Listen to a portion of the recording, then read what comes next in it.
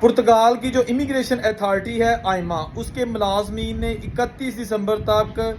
एहतजाज का ऐलान कर दिया है, हड़ताल पर चले गए हैं, जिसकी वजह से लोगों को जो कार्ड मिल रहे थे, टीआरसी कार्ड मिल रहे थे, उनमें तखीर का सामना हो सकता है। ये बिल्कुल ताज़ा तरीन खबर है। पुर्तगाल की जो इमिग्रेशन अथॉरिटी है आइमा, उसके मुलाजमीन ने कहा है कि जी हम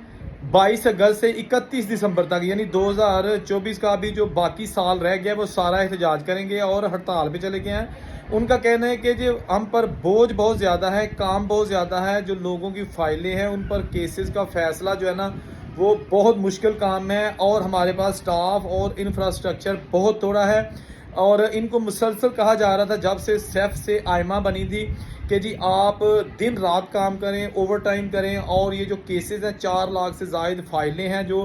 केसेस की, इनको हल करें, लेकिन उनसे नहीं हो रहा। बिल आखिर अब उन्होंने हड़ताल का